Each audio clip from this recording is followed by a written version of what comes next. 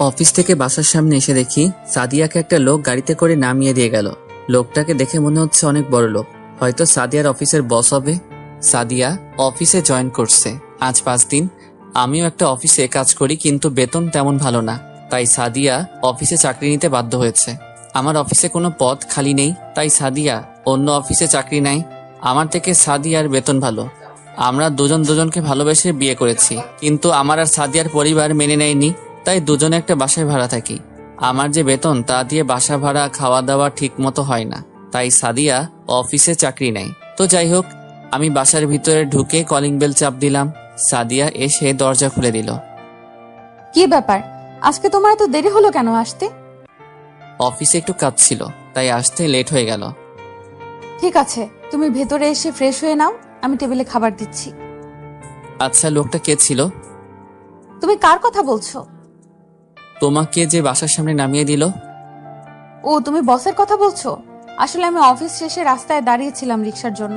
তারপর বস এসে আমাকে বলল গাড়িতে ওঠার জন্য, কিন্তু আমি উঠতে চাইনি। ওনার জোরাজুরিতে উঠতে বাধ্য হলাম। তারপর উনি আমাকে বাসার সামনে নামিয়ে দিয়ে গেল। উনি তোমাকে কেন বাসায় নামিয়ে দিয়ে গেল? আসলে এই 5 দিনে বস আমার কাজ দেখে অনেক খুশি হয়। তারপর থেকে উনি আমাকে অনেক ভালো জানে। ও ঠিক আছে, আমি ফ্রেশ হয়ে আসছি, তুমি খাবার রেডি করো। ঠিক আছে, যাও। আমি রুমে এসে ওয়াশরুমে ঢুকে ফ্রেশ হয়ে খাবার খেতে চলে গেলাম। দুজনে খাবার খেয়ে রুমে চলে আসলাম। তারপর সাদিয়া আমাকে জড়িয়ে ধরে শুয়ে পড়ল। দেখতে দেখতে আরো কিছুদিন চলে গেল। এখন সাদিয়া অনেক রাত করে বাসায় আসে, আর মোবাইলে দেখি কার সাথে যেন হেসে হেসে কথা বলে। এখন আমার ঠিক মতো খেয়াল রাখে না। একদিন অফিসের একটা কাজের জন্য অন্য একটা অফিসে যাচ্ছিলাম, হঠাৎ রাস্তার পাশে একটা পার্ক চোখে পড়ল। লোকটাকে দেখে চিনে ফেললাম, কিন্তু মেয়েটার চেহারা দেখতে পাচ্ছি না। আমি রিক্সা থেকে নেমে তাদের ওখানে গেলাম। আমি একটু দূরে দাঁড়িয়ে মেয়েটার চেহারা দেখতে গেলাম। তারপর ঠিকভাবে তাকিয়ে যাকে দেখলাম তার জন্য মোটেও প্রস্তুত ছিলাম না।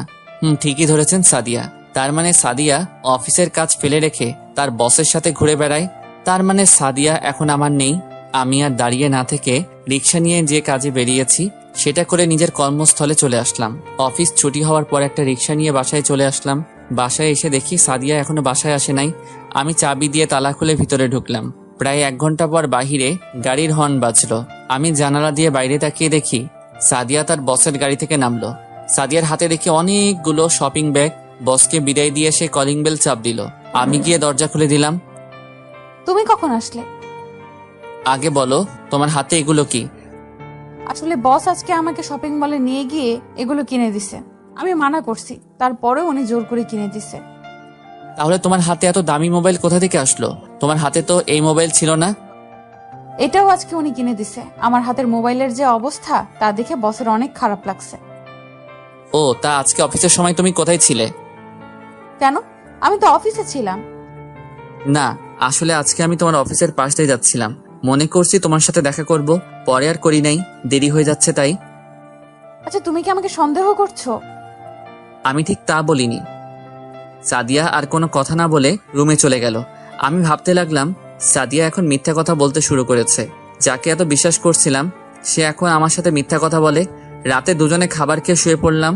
হঠাৎ মাঝরাতে ঘুমটা ভেঙে গেল। পাশে দেখি সাদিয়া নেই, হয়তো ওয়াশরুমে গেছে।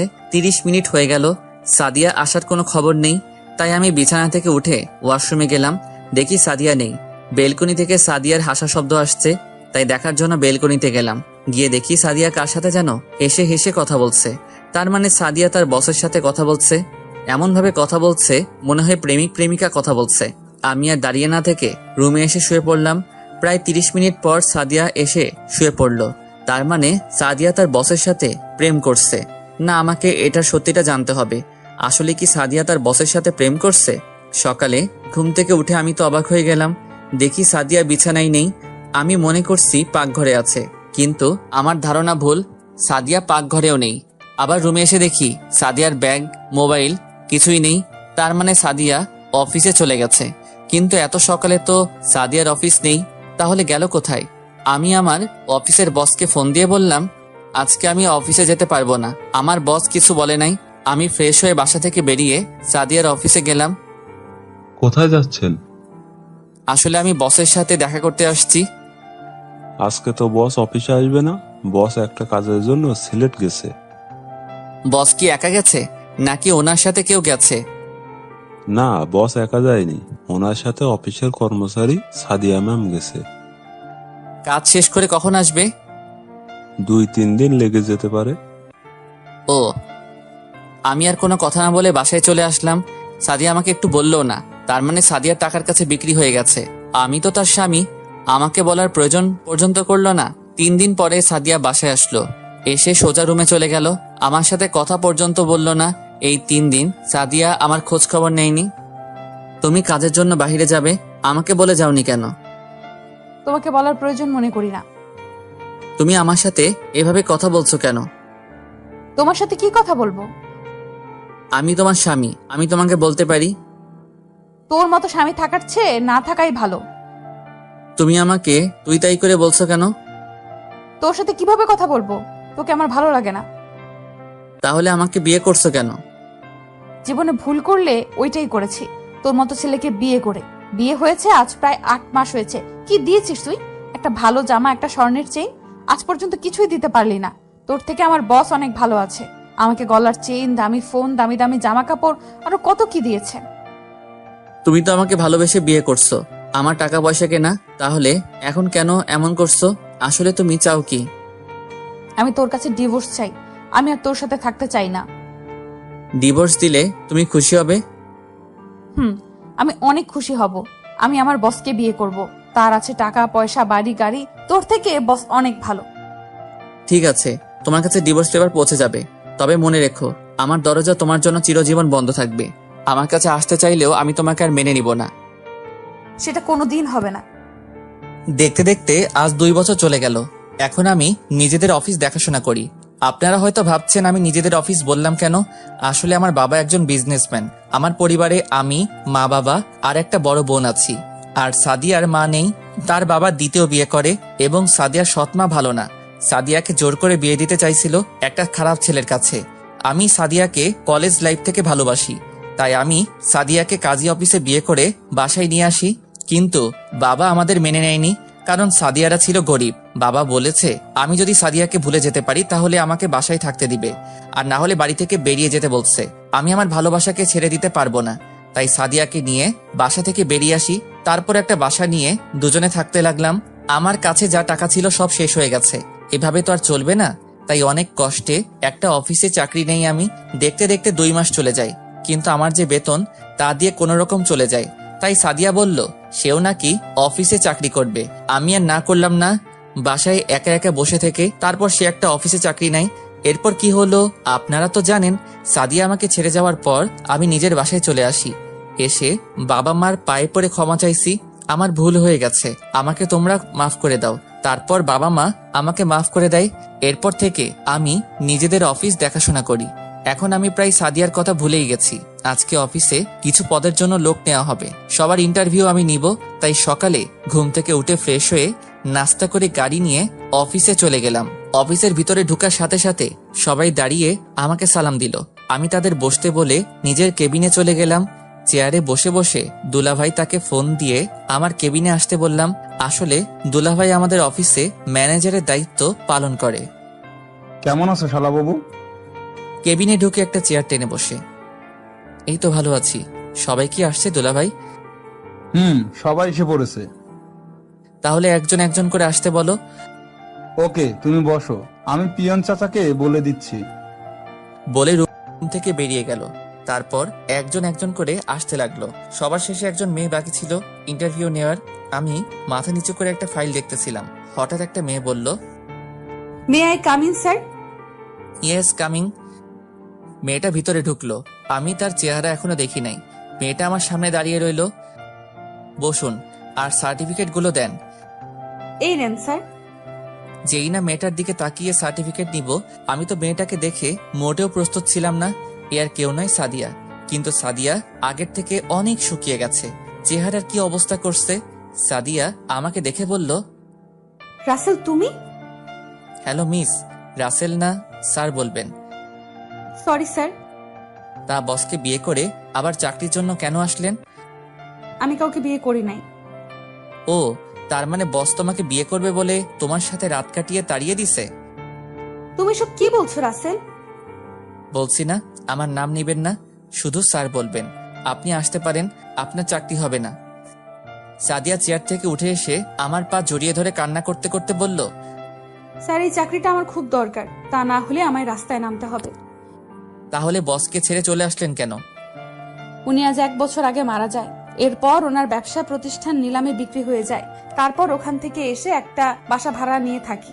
মানুষের বাসায় কাজ নিচ্ছিলাম, কিন্তু তাদের বাসার ছেলেরা আমার শরীরের দিকে তাকিয়ে থাকে, তাই বাসা বাড়ি আর কাজ করি নাই। গার্মেন্টসে চাকরি নিছি, কিন্তু কিছুদিন আগে গার্মেন্টসে আগুন লাগে। তারপর 1 মাস বসে থাকলাম, ঠিকভাবে একবেলা ভাত পর্যন্ত খেতে পারতাম না।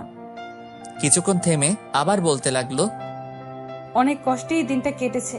একদিন পাড়ার এক ভাই বলল, তোর পড়ালেখা আছে, তুই গিয়ে অফিসে চাকরি কর। কিন্তু আমি বললাম, অফিসে তো চাকরি করতে ঘুষ লাগে, আমি তো তাদের ঘুষ দিতে পারবো না।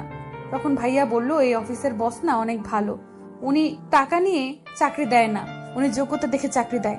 তারপর আসলাম ইন্টারভিউ দিতে। এতক্ষণ সাদিয়া কথাগুলো বলতেই চোখের পানি দিয়ে পুরো শরীর ভিজে গেছে। কেমন জানি সাদিয়ার জন্য একটু মায়া হলো, কিন্তু তাকে আরো কষ্ট দিতে হবে। আমি যতটুকু কষ্ট পেয়েছি তার থেকে ওকে আরো বেশি কষ্ট পেতে হবে। আপনাকে আমি চাকরি দিতে পারি, তবে আমার কিছু শর্ত আছে। কি শর্ত বলুন? আমি আপনার সব শর্তে রাজি আছি। আমার এখানে চাকরি করতে হলে আমার কথা মতো চলতে হবে। আমি যখন যা বলবো আপনাকে তাই করতে হবে।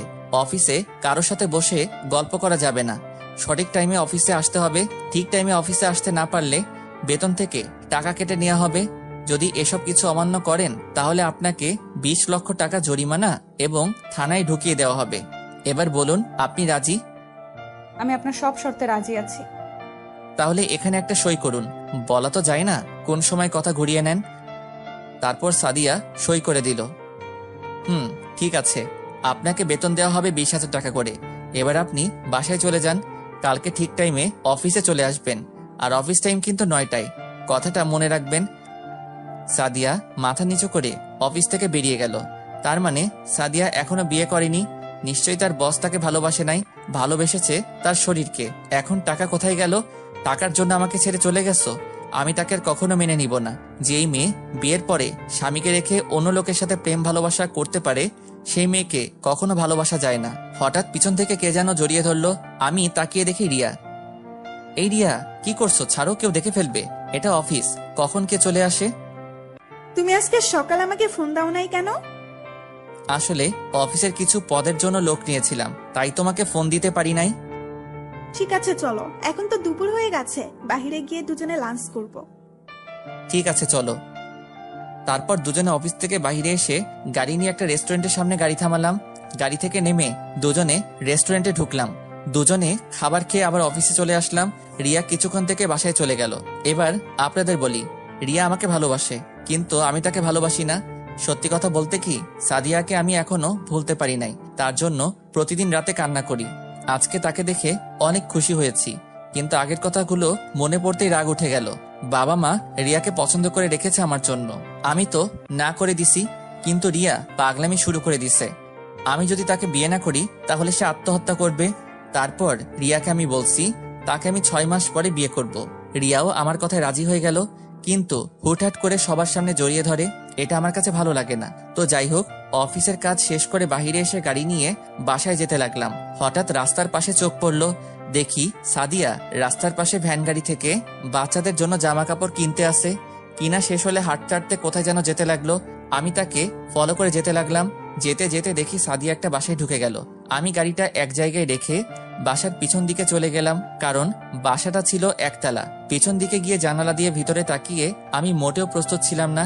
জানালা দিয়ে তাকিয়ে দেখি সাদিয়া একটা বাচ্চা ছেলেকে বুকের দুধ খাওয়াচ্ছে। তার মানে সাদিয়া অন্য একটা বিয়ে করছে, নাকি তার বসের সাথে অবৈধ সম্পর্ক করার পর বাচ্চা হয়েছে। হতেও পারে যে মেয়ে আমার সাথে মিথ্যা কথা বলতে পারে, সেই মেয়ে এসব করবে না, তার কি প্রমাণ আছে? আমি আর না তাকিয়ে গাড়ি নিয়ে বাসায় চলে আসলাম। কলিং বেল চাপ দেওয়ার পর আম্মু এসে দরজা খুলে দিল। কিরে, এতক্ষণ কোথায় ছিলি? তোর দুলাভাই বললো তুই নাকি অনেকক্ষণ আগে অফিস থেকে বেরিয়েছিস। একটু বন্ধুদের সাথে দেখা করতে গেছি, অনেকদিন হলো তাদের সাথে আড্ডা দেই না, তাই গেলাম। ঠিক আছে, রুমে গিয়ে ফ্রেশ হয়ে আয়, আমি টেবিলে খাবার দিচ্ছি। ঠিক আছে আম্মু বলে নিজের রুমে চলে আসলাম। এসে ফ্রেশ হয়ে সবার সাথে খাবার খেয়ে রুমে চলে আসলাম। পরের দিন সকালে ঘুম থেকে উঠে ফ্রেশ হয়ে নাস্তা করে গাড়ি নিয়ে অফিসে চলে গেলাম। অফিসের ভিতরে ঢুকে দেখি সাদিয়া চলে এসেছে। তাকে দেখে মনে হচ্ছে অনেক দৌড় দিয়ে অফিসে এসেছে, কারণ তার পুরো শরীর ঘামে ভিজে গেছে। আমি আমার কেবিনে আসার সময় সাদিয়াকে বললাম আমার কেবিনে আসার জন্য। কিছুক্ষণ পর সাদিয়া অনুমতি নিয়ে কেবিনে আসলো। মিস সাদিয়া, দাঁড়িয়ে কেন, বসুন। না স্যার, আমি এভাবেই ঠিক আছি। আমি বলছি না বসার জন্য? জি স্যার। তা বাচ্চার বাবা কি তোমার বস নাকি অন্য কেউ? আপনি জানলেন কিভাবে আমার বাচ্চার কথা? জেনেছি একভাবে, আমি যেটা বলছি সেটার উত্তর দেন। ওর বাবা নেই, আমার নিজের দোষে তার বাবা আমাকে ছেড়ে চলে যায়। কেন চলে যায় তা কি জানতে পারি? সেটা আমি বলতে পারবো না। আমি আর কোনো কথা না বলে দুলাভাইকে ফোন দিয়ে আমার কেবিনে আসতে বললাম। কিছুক্ষণ পর দুলাভাই আসলো। বলো শালাবাবু, কেন রেখেছো? দুলাভাই, মিস সাদিয়াকে তার কেবিনটা দেখিয়ে দেন। আর এই নিন মিস সাদিয়া, দুটো ফাইল। এগুলো আজকে অফিস ছুটি হওয়ার আগে রেডি করে দিবেন। কিন্তু শালল। কি হলো মিস সাদিয়া, আমার কথা আপনি শুনতে পান নাই? জি স্যার, শুনতে পেয়েছি। তাহলে বসে আছেন কেন? তাড়াতাড়ি করে রেডি করে দেন। দুলাভাই, তুমি মিস সাদিয়াকে তার কেবিনে নিয়ে যাও। ওকে শালাবাবু। তারপর সাদিয়াকে দুলাভাই সাথে করে নিয়ে গেল। হঠাৎ ফোনটা বেজে উঠল। তাকিয়ে দেখি রিয়া ফোন দিয়েছে। এই মেয়েটার জ্বালায় ও আর বাঁচলাম না। বলো। কি করে আমার জানটা? অফিসে বসে কাজ করছি। ঠিক আছে, তাহলে তুমি কাজ করো, লাঞ্চের টাইমে ফোন দিবে। ঠিক আছে, বাই। ওকে, বাই জান, লাভ ইউ টু। বলে ফোন কেটে দিল। তারপর বসে বসে অফিসের কাজ করতে লাগলাম। আসলে আমি সাদিয়াকে যে 2টা ফাইল দিলাম, ওই 2টো ফাইল 2 দিন লাগবে রেডি করতে। দুলাভাই ফাইল দুটো দেখে কিছু বলতে যাবে, তার আগে আমি দুলাভাইয়ের কথা বন্ধ করে দিলাম। কাজ করতে করতে দুপুরের লাঞ্চের টাইম হয়ে গেছে, তাই ভাবছি বাহির থেকে খেয়ে আসবো। যেই ভাবা সেই কাজ। কেবিন থেকে বেরিয়ে সাদিয়ার দিকে তাকিয়ে আমি অবাক হলাম। দেখি সাদিয়া পুরো ঘেমে গেছে। অফিসে এসি চালু, তারপরও সে ঘেমে গেছে। অফিসের সবাই খাবার খেতে চলে গেছে, কিন্তু সাদিয়া এখনো বসে বসে কাজ করছে। আমি দাঁড়িয়ে না থেকে বাইরে এসে গাড়ি নিয়ে রেস্টুরেন্টে চলে গেলাম। খাবার খেয়ে অফিসে এসে দেখি সাদিয়া এখনো কাজ করতে আছে। চেহারা পুরো শুকিয়ে গেছে। আমি মনে মনে বলতে লাগলাম, এখন কেমন লাগছে মিস সাদিয়া? টাকার জন্য আমাকে ছেড়ে চলে গেছো, এখন সে টাকার জন্য আমার অফিসে চাকরি নিছো। কি ভুল ছিল আমার? কেন আমাকে ছেড়ে চলে গেছো? তো যাই হোক, আমি দাঁড়িয়ে না থেকে আমার কেবিনে ঢুকে তো অবাক হয়ে গেলাম। দেখি রিয়া আমার চেয়ারে বসে আছে। তুমি কখন আসলে? আমাকে তো বলেও আসো নাই। তোমাকে বলেছি না দুপুরে আমাকে ফোন দিতে, তুমি ফোন দাও নাই, তাই তোমাকে ফোন না দিয়ে আমি তোমার অফিসে চলে আসলাম। এসেছো, ভালো করছো। আগে বলো দুপুরে খাবার খেয়েছো? খাবার খেয়ে তারপর তোমার অফিসে আসলাম। তো এখন কি খাবে বলো, চা না কফি? আমি ওইসব কিছু খাবো না, আমি অন্য জিনিস খাবো। বলো কি খাবে, আমি বাহির থেকে এনে দিচ্ছি। আমি যে জিনিস খাবো ওইটা বাইরে যাওয়া লাগবে না, তোমার কাছে আছে। মানে আমার কাছে তো খাওয়ার মতো কিছু নেই। দাঁড়াও, আমি দেখাচ্ছি তোমার কাছে খাওয়ার কি জিনিস আছে। বলে চেয়ার থেকে উঠে আমার কাছে এসে যেই না আমার ঠোঁটে কিস করবে, তখন সাদিয়া দরজায় দাঁড়িয়ে বলল, স্যার, আসতে পারি? আসুন। রিয়া আমাকে ছেড়ে দিয়ে রাগে গজগজ করতে লাগলো। স্যার, এই ফাইলটার এখানে কিছু বুঝতেছি না। না বুঝলে অফিসে কাজ করতে আসলেন কেন? আপনি আগে অফিসে চাকরি করছেন, তো এখন বুঝেন না কেন? আসলে এই জায়গাটার অনেক চেষ্টা করছি, কিন্তু মেলাতে পারি না। ঠিক আছে, আপনি ফাইলটা রেখে অন্য ফাইলটার কাজ করুন। ঠিক আছে স্যার। বলে সাদিয়া যেই না সামনে পা বাড়াবে, হঠাৎ সে মাটিতে পড়ে গেল।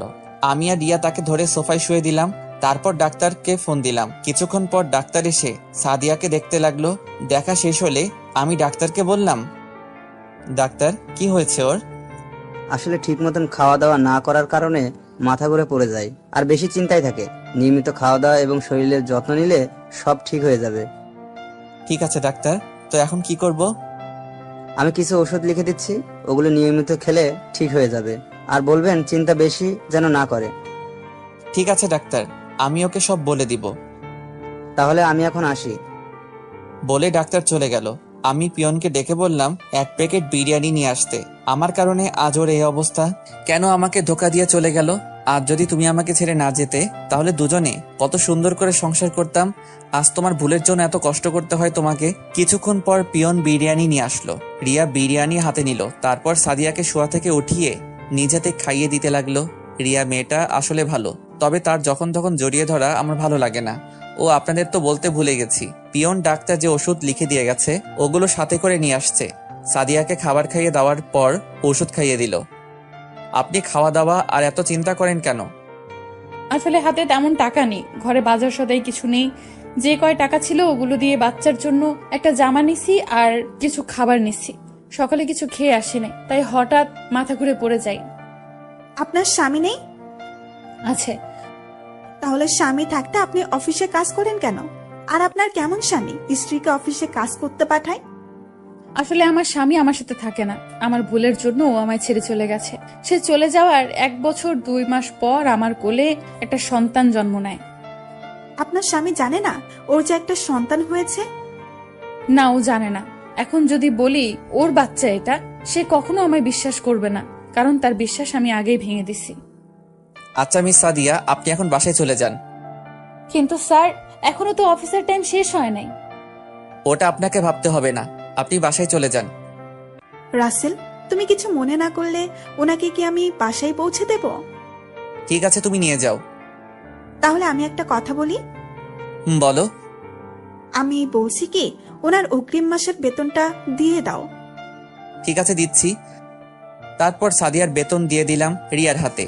রিয়া আমাকে জড়িয়ে ধরে কপালে চুমু দিল। সাদিয়া মাথা নিচু করে ফেললো। লজ্জা পাওয়ার কিছু নেই সাদিয়া, ওর সাথে আমার বিয়ে ঠিক হয়ে আছে। আরো 5 মাস পরে আমাদের বিয়ে। তোমাকে কিন্তু আগে দাওয়াত দিয়ে রাখলাম। দোয়া করি ম্যাম, আপনার যেন সুখে শান্তিতে সংসার করতে পারেন। ঠিক আছে চলো, তবে আমাকে ম্যাম নয়, আমার নাম ধরে ডাকবে। ঠিক আছে। আসছি কলিজা। এসো। রিয়া আর সাদিয়া আমার কেবিন থেকে বেরিয়ে গেল, কিন্তু আমার একটা জিনিস মাথায় আসছে না। বিয়ের কথা শুনে সাদিয়া কান্না করলো কেন? হয়তো নিজের স্বামীর বিয়ে নিজের চোখের সামনে দেখতে হবে, তাই কান্না করছে। তো যাই হোক, অফিসের কাজ শেষ করে বাসায় চলে আসলাম। তারপর রাতে খাবার খেয়ে রিয়ার সাথে কথা বলে ঘুমিয়ে পড়লাম। এভাবে দেখতে দেখতে আরো 1 মাস চলে গেল। এখন সাদিয়াকে তেমন কষ্ট দেই না। তারপর ও প্রতিদিন অফিসে আসলে দেখি সাদিয়ার চোখগুলো লাল হয়ে থাকে, মনে হয় ঠিকমতো ঘুমায় না। আর রিয়া এখন প্রতিদিন আমার অফিসে আসে, এসে আমাকে জড়িয়ে ধরে কিস করবে, আমার কোলে বসে থাকবে। কিছু বললে বাসায় গিয়ে জিনিস ভাঙা শুরু করে দিবে, তাই কিছু বলি না। ও আপনাদের তো বলতে ভুলে গেছি, আমি সাদিয়াকে ছেড়ে আসার 1 মাস পরে ডিভোর্স পেপার পাঠিয়ে দিয়েছি। সকালে ঘুম থেকে উঠে ফ্রেশ হয়ে নাস্তা করে গাড়ি নিয়ে অফিসে চলে আসলাম। অফিসের ভিতরে ঢুকে সাদিয়ার কেবিনে তাকিয়ে দেখি সাদিয়া এখনো আসেনি, তাই পিয়নকে বলে আসলাম সাদিয়া অফিসে আসলে যেন আমার কেবিনে পাঠিয়ে দেয়। আমি আমার কেবিনে এসে বসলাম। কিছুক্ষণ পর দেখি রিয়া আমার কেবিনে ঢুকে সোজা আমার কোলে বসে গেল আর পুরো চেহারায় চুমু দিতে লাগলো। কি করছো রিয়া? কেউ চলে আসবে। আসলে আসুক, আমি আমার জামাইকে চুমু খাচ্ছি, কার কি যায় আসে। হঠাৎ সাদিয়া আমার কেবিনে ঢুকে গেল, দেখে মনে হচ্ছে অনেক জোরে দৌড়ে আসছে অফিসে। কি ব্যাপার, আপনি বিনা অনুমতিতে আমার কেবিনে ঢুকলেন কেন? আসলে স্যার, অফিসে আসার পর পিয়ন বলল আপনি নাকি পিয়নকে বলেছেন আমি অফিসে আসলে আপনার কেবিনে আসতে বলেছেন, তাই তাড়াহুড়ো করে চলে আসলাম। তাই বলে বিনা অনুমতিতে ঢুকবেন? Sorry sir. তো আজকে অফিসে আসতে এত লেট কেন? আপনি হয়তো শর্তের কথা ভুলে গেছেন। আসলে স্যার, রিমন খুব অসুস্থ, তাকে হসপিটালে নিয়ে গিয়েছিলাম। ডাক্তার দেখিয়ে আসতে আসতে লেট হয়ে গেছে।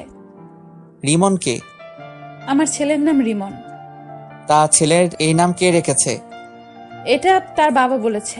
আমাদের বিয়ে হওয়ার পর তার বাবা বলেছে আমাদের ছেলে হলে নাম রাখবে রিমন, আর মেয়ে হলে সিনথিয়া। তাই তার বাবার কথাই নাম রেখেছি। আমি আর কিছু বলতে পারলাম না, কারণ আমার আর সাদিয়ার বিয়ে হওয়ার পর আমি বলেছি এ নাম রাখতে। তার মানে সাদিয়া বলতে চাইছে রিমন আমার ছেলে। আমি কিছু বলতে যাব তার আগে রিয়া বলল, তুমি কেমন ছেলেকে বিয়ে করেছো? তোমার খোঁজ খবর একবারের জন্যও নেয়নি। তুমি না হয় একটা ভুল করেছো, তাই বলে সে তোমায় ছেড়ে চলে যাবে? আমি যে ভুল করেছি সে ভুলের কখনো কি ক্ষমা হবে কিনা তা আমি জানি না, তবে একটা কথা বলি, তার জন্য এখনো পথ চেয়ে বসে আছি। আমি দোয়া করি আল্লাহ যেন তোমার স্বামীকে তোমার কাছে ফিরিয়ে দেয়, বাচ্চার কথা ভেবে যেন তোমাকে ক্ষমা করে দেয়। তাহলে আমি এখন আসি স্যার, কেবিনে কাজ পড়ে আছে। সাদিয়া কোনো কথা না বলে তার কেবিনে চলে গেল। আমি ভাবতে লাগলাম রিমনের বাবা আমি কেমন করে হব। আমি সাদিয়ার সাথে থাকাকালীন শুনি নাই তো যে সাদিয়া প্রেগনেন্ট, তাহলে আমি কি করে রিমনের বাবা হব? না, আমার মাথায় কাজ করছে না। হঠাৎ রিয়া বলল, তুমি কোথায় হারিয়ে গেলে? তোমাকে আমি ডাকছি, তোমার কোনো রেসপন্স নেই। তেমন কিছু না, তুমি বাসায় চলে যাও, আমার হাতে কিছু কাজ আছে, কাজ শেষ করে তোমার সাথে ফোনে কথা বলবো। ঠিক আছে, বাই। রিয়া কেবিন থেকে বেরিয়ে চলে গেল। আমি বসে বসে কাজ করতে লাগলাম, কিন্তু কাজে মন বসাতে পারছি না। তাই অফিস থেকে বেরিয়ে এসে গাড়ি নিয়ে একটা পার্কে চলে আসলাম। হঠাৎ পিছন থেকে কেউ একজন বলল, তুমি এখানে কেন? তারপর আমি তার দিকে তাকিয়ে পুরো অবাক হয়ে গেলাম, কারণ এ হচ্ছে স্বাধীন। আপনারা হয়তো ভাবছেন স্বাধীনকে, আসলে স্বাধীন হচ্ছে আমি আগে যে অফিসে কাজ করতাম ওই অফিসে স্বাধীনও কাজ করত। কেমন আছিস? তোকে অনেকদিন পরে দেখলাম। আমি ভালো আছি। তুই তো অফিস থেকে আসার পর আমার আর খবর নেস নাই। তুই কোথায় হারিয়ে গেলি? আসলে আমি অফিস থেকে চাকরি ছাড়ার পর নিজের বাড়ি চলে আসি, তারপর এখন বাবার ব্যবসা প্রতিষ্ঠান দেখাশোনা করি। তাই বলে কোনো যোগাযোগ রাখবি না? আসলে নিজের বাড়িতে আসার পর তেমন কারোর সাথে আর যোগাযোগ করা হয়নি। তা এখন কি করিস? এখন আরেকটা অফিসে চাকরি করি, তবে বেতন বেশি না। ভাবছি এই অফিসের চাকরিটা ছেড়ে দিয়ে আরেকটা অফিসে চাকরি নেব। তাহলে তুই আমাদের অফিসে জয়েন কর। ঠিক আছে, তোর নাম্বার দে, চাকরি ছাড়ার পর তোকে ফোন দিব। তারপর সাদিনকে নাম্বার দিয়ে একটা রেস্টুরেন্টে গিয়ে নাস্তা করে সাদিনকে বিদায় দিয়ে গাড়ি নিয়ে বাসায় চলে আসলাম। কলিং বেল চাপ দেওয়ার পর নাদিয়া দরজা খুলে দিল। আপু, কেমন আছিস? তুই কোন সময় আসলি? দুপুরে আসছি। শুনছি তুই নাকি আজকে অফিস থেকে তাড়াতাড়ি বেরিয়ে গেলি। তা কোথায় ছিলে এতক্ষণ? পুরনো একটা বন্ধুর সাথে ছিলাম, অনেকদিন পর দেখা হলো তাই। তা আমার বড়িটা কোথায়? আপুর মেয়ের কথা বলছি, তার মেয়ের নাম বিথি। আব্বু আম্মুর কাছে আছে, তুই রুমে গিয়ে ফ্রেশ হয়ে নে। ঠিক আছে বলে নিজের রুমে চলে আসলাম। এসে ফ্রেশ হয়ে নিচে গেলাম, তারপর বিথির সাথে কিছুক্ষণ দুষ্টুমি করলাম। রাতে সবাই মিলে খাবার খেতে লাগলাম। হঠাৎ আব্বু বলল, আমরা তোর বিয়ে শুক্রবার ঠিক করেছি। আমার তো বিয়ে করার কথা 6 মাস পরে, এখন মাত্র 2টা মাস গেছে। রিয়ার আব্বুর শরীর তেমন ভালো না, তাই রহমান সাহেব বলছে যত তাড়াতাড়ি সম্ভব বিয়েটা দিয়ে দিতে। আমরা সিদ্ধান্ত নিয়েছি আগামী শুক্রবার তোদের বিয়ে। আমাকে একটাবার জিজ্ঞেস করার প্রয়োজন ছিল না তোমাদের? এখানে জিজ্ঞেস করার কি আছে? বিয়ে তো আজকে না হয়ে একদিন করতেই হবে। তাহলে শুক্রবার বিয়ে হলে সমস্যা কোথায়? তোমরা আমার কথা বুঝতে পারছো না। আমাদের আর কিছু বুঝতে হবে না, আমরা যেটা বলছি সেটাই ফাইনাল। আমি আর খাবার না খেয়ে রুমে চলে আসলাম। আমাকে একটাবার জিজ্ঞেস করার প্রয়োজন করলো না, কিন্তু আমি তো এখনো সাদিয়াকে মন থেকে মুছে ফেলতে পারছি না। কি করব কিছুই মাথায় ঢুকছে না। হঠাৎ মোবাইল ফোনটা বেজে উঠল। মোবাইলের দিকে তাকিয়ে দেখি রিয়া ফোন দিয়েছে। ফোন ধরার পর রিয়া বলল, কি করে আমার জামাইটা? তুমি কি কিছু শুনেছো? শুনেছি। আগামী শুক্রবার আমাদের বিয়ে। আমি তো অনেক খুশি, তোমাকে সারা জীবনের জন্য পেতে যাচ্ছি। তোমাকে আমি কি বলেছিলাম? আমরা 6 মাস পর বিয়ে করব। আর এখন তুমি রাজি হলে কেন? বাবার শরীরটা তেমন ভালো নেই, কোন সময় কি হয়ে যায়, তাই বাবার ইচ্ছে আমার বিয়েটা যেন দিয়ে যেতে পারে। এখানে আমি আর না করি নাই। তুমি কি খুশি হও নাই? ঠিক তা না, আমি এত তাড়াতাড়ি বিয়ে করতে চাচ্ছি না। কোনোভাবেই কি বিয়েটা আটকানো যায় না? না, আমি আর তোমাকে ছেড়ে থাকতে পারছি না। এই বিয়ে আমি আটকাতে পারবো না। তাহলে আর কি করার? বলে ফোন কেটে দিয়ে ভাবতে লাগলাম, সাদিয়ার কথাগুলো ভাবতে লাগলাম। রিমন কি সত্যি আমার ছেলে নাকি অন্য কারো? সাদিয়ার চেহারা দেখে বোঝা যাচ্ছে সে মিথ্যা কথা বলছে না। আমি আর কিছু ভাবতে পারছি না। সকালে ঘুম থেকে উঠে ফ্রেশ হয়ে রেডি হয়ে নিচে নামলাম। দেখি সবাই টেবিলে আমার জন্য অপেক্ষা করছে। আমি কোনো কথা না বলে বেরিয়ে আসতেই আব্বু বলল, কোথায় যাচ্ছিস? অফিসে যাচ্ছি। নাস্তা করবি না? বাহির থেকে খেয়ে নিব। ঠিক আছে যাও, আর অফিসের সবাইকে বিয়ের দাওয়াত দিয়ে দিবে, আর অফিস 3 দিন বন্ধ দিয়ে দিবে। আর কোনো কথা না বলে বাহিরে এসে গাড়ি নিয়ে অফিসে যেতে লাগলাম। না জানি সাদিয়া আমার বিয়ের কথা শুনলে কি করবে। অনেক ভেবেছি, আর না, আমি রিয়াকে বিয়ে করব। সাদিয়া যদি টাকার জন্য আমাকে ছেড়ে অন্য কাউকে বিয়ে করতে পারে, তাহলে আমি কেন রিয়াকে বিয়ে করতে পারবো না? তারপর একটা রেস্টুরেন্টে ঢুকে নাস্তা করে অফিসে চলে গেলাম। সবাই আমাকে দেখে দাঁড়িয়ে গেল। সাদিয়ার দিকে তাকিয়ে দেখি আজকেও সাদিয়ার চোখ লাল হয়ে আছে। আমি তার থেকে চোখটা সরিয়ে নিজের কেবিনে চলে আসলাম। তারপর দুলাভাইকে ফোন দিয়ে বললাম সবাইকে হলরুমে নিয়ে যেতে। কিছুক্ষণ পর দুলাভাই আমার কেবিনে আসলো। শালাবাবু, সবাইকে হলরুমে নিয়ে গেলাম, এবার তুমি আসতে পারো। ঠিক আছে দুলাভাই, আপনি যান, আমি আসতেছি। দুলাভাই কেবিন থেকে বেরিয়ে গেল। আমি আর বসে না থেকে হলরুমে চলে আসলাম। তারপর সবার উদ্দেশ্যে বলতে লাগলাম, আপনারা হয়তো ভাবছেন আপনাদের সবাইকে কেন হলরুমে নিয়ে আসলাম। জি স্যার, বলুন কেন রেখেছেন? আসলে আগামী শুক্রবার আমার বিয়ে, তাই বিয়ে উপলক্ষে 3 দিন অফিস বন্ধ থাকবে। আর সবাইকে আমার বিয়ের দাওয়াত রইল। সবাই আমাদের বাসায় চলে আসবেন। সবাই আমাকে অভিনন্দন জানালো। সাদিয়ার দিকে তাকিয়ে দেখি মাথা নিচু করে আছে, হয়তো কান্না করছে। সবাই বেরিয়ে গেল। আমি সাদিয়াকে বললাম, মিস সাদিয়া, আপনি কিন্তু অবশ্যই আসবেন, আর রিয়াকে বউ সাজানোর দায়িত্ব কিন্তু আপনার। ঠিক আছে স্যার, আমি চেষ্টা করব যাওয়ার জন্য। চেষ্টা না, আপনাকে আসতে হবে ঠিক আছে স্যার। বলে দৌড়ে হলরুম থেকে বেরিয়ে গেল। অনেক কষ্ট হচ্ছে তাই না? তুমিও আমাকে ছেড়ে চলে যাওয়ার পর আমারও অনেক কষ্ট হয়েছে। এখন কেন কষ্ট পাচ্ছ? টাকাওয়ালা দেখে চলে গেছো, এখন সে টাকার জন্য নিজের স্বামীর অফিসে চাকরি করছো। তোমাকে তো আমি মন থেকে ভালোবেসেছি, তাহলে কেন আমাকে ছেড়ে চলে গেলে? হলরুম থেকে বেরিয়ে নিজের কেবিনে চলে গেলাম। আসার সময় দেখলাম সাদিয়া মাথা নিচু করে বসে আছে। দেখতে দেখতে একদিন চলে গেল। আজ আমার গায়ে হলুদ। মার্কেট থেকে কিছু কেনাকাটা করে বাসার ভিতরে ঢুকতেই দারোয়ান আমাকে ডাক দিল। আমি গাড়ি পার্কিং করে দারোয়ান চাচার কাছে আসলাম। কেন ডেকেছো চাচা? রাসেল বাবাজি, একটা মেয়ে এসে এই খামটা তোমাকে দিতে বলল। তুমি মেয়েটাকে চিনতে পেরেছো? নাম টাম কিছু জিজ্ঞাসা করছো? না বাবা, আমি এসব কিছু জিজ্ঞেস করতেই পারিনি, তার আগেই মেয়েটা চলে গেল।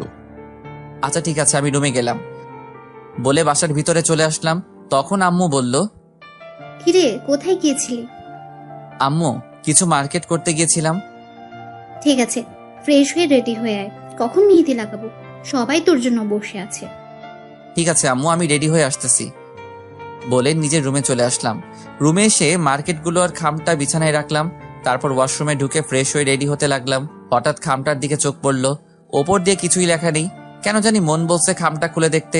তাই বিছানায় বসে খামটা খুলে দেখি একটা চিঠি। তারপর আমি চিঠিটা পড়তে লাগলাম।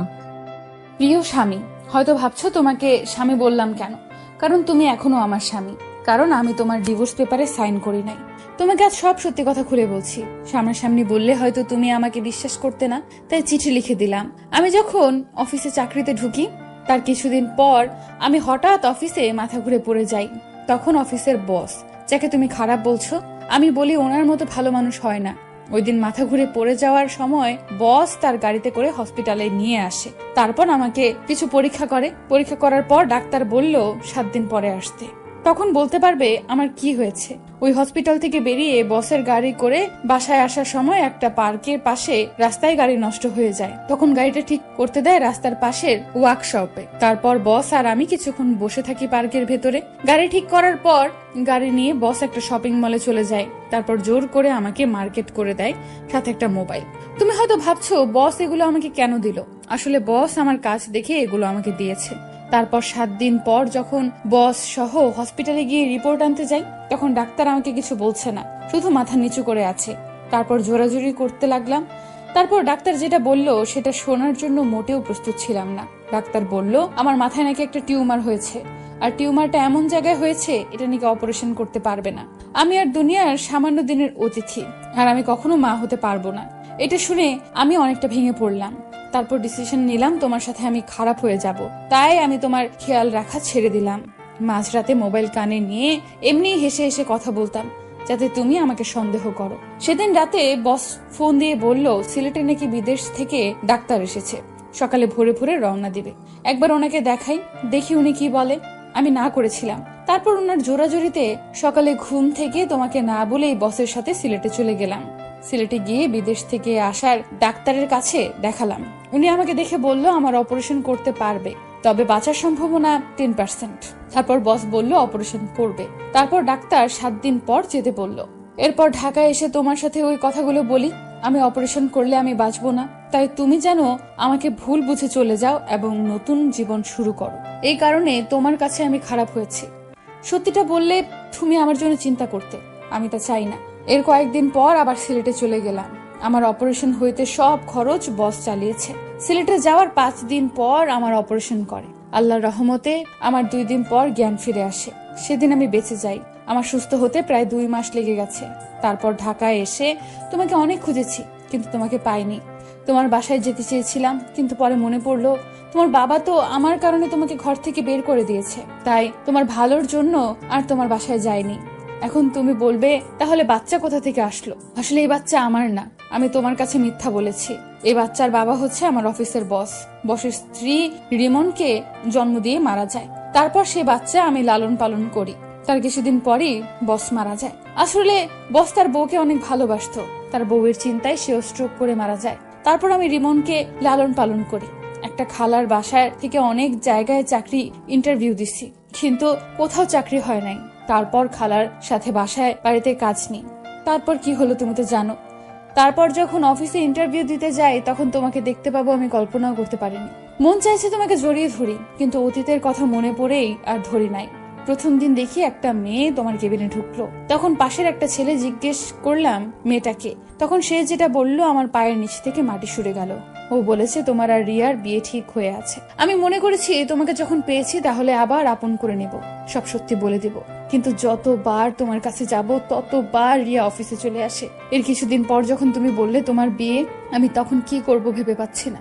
তখন সিদ্ধান্ত নিলাম আমি আর এখানে থাকবো না, অনেক দূরে রিমনকে নিয়ে চলে যাব। আমি নিজের চোখে তোমার বিয়ে দেখতে পারবো না, তাই অনেক দূরে চলে গেলাম। আমাকে খুঁজেও পাবে না। তুমি রিয়াকে নিয়ে সংসার করো। আমি দোয়া করি আল্লাহ যেন তোমাদের দুজনকে সারা জীবন একসাথে রাখে। ইতি তোমার হতভাগা স্ত্রী। আমি পুরো পড়ে চোখের পানি ফেলতে ফেলতে জামা কাপড় ভিজিয়ে ফেলেছি। এ আমি কি করলাম? একটা নির্দোষ মেয়েকে খারাপ বললাম? আমি কি করে পারলাম এমনটা করতে? আমি কোনোরকম চোখের পানি মুছে একটা জামা গায়ে দিয়ে বাসা থেকে বেরিয়ে গাড়ি নিয়ে সাদিয়া যেখানে থাকতো সেই বাসায় গেলাম। কিন্তু গিয়ে দেখি বাসায় তালা মারা। সাদিয়াকে খুঁজতে লাগলাম পুরো শহরে। হঠাৎ একটা ট্রাক এসে আমার গাড়িটাই মেরে দিল। আমার গাড়িটা একটা গাছের সাথে বাড়ি খায়। তারপর আর আমার কিছু মনে নেই। দেখতে দেখতে 3 বছর চলে গেল। আপনারা হয়তো ভাবছেন এই 3 বছরে কি হলো। আসলে আমি অ্যাক্সিডেন্ট হওয়ার পর 2 বছর কোমায় ছিলাম।